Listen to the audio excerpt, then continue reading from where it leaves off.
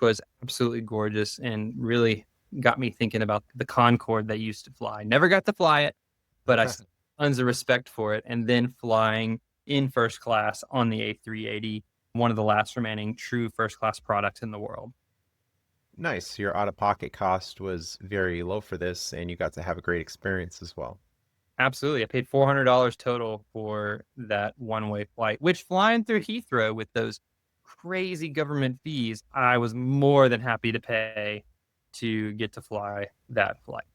And hotel covered, incidentals maybe being some small expenses, but overall some massive savings. Oh, absolutely. I probably spent, not including the fees on my award flights, maybe spent $300 on that whole trip, which was an absolute blessing to get to go and experience Athens, Greece. Nice.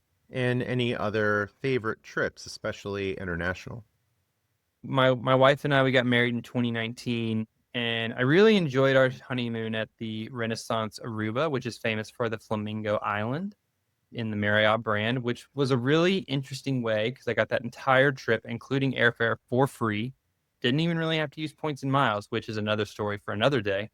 But we decided to, after COVID, we decided to take a massive trip with points and miles I'd collected during the COVID years.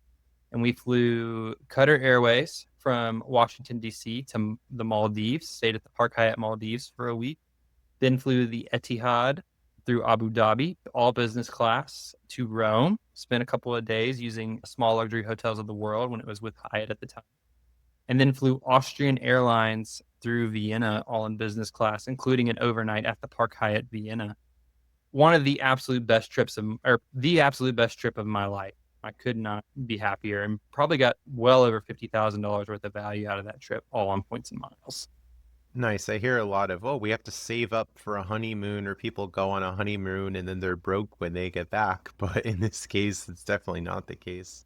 The airfare, the hotels were all paid with points and miles, and we were able to go on tours. We were able to eat amazing meals, get souvenirs, have to pay that pesky airport transfer fee out of The Mal. seaplane, huh? So yeah, that was always super interesting. For the Park Hyatt Maldives, you fly Trans Maldivian Airways, and it's charged to the hotel. And I guess you could sign up for the Trans Maldivian Airways loyalty program, but because it's charged, you actually get Hyatt points on that spend for that airfare. Some kind of rebate. Yeah, so I got, because I paid with my Hyatt card, I ended up getting 13 points per dollar spent, or excuse me, 11 points per dollar spent because I have my globalist status and the 4X back on my Hyatt card. All right, nice.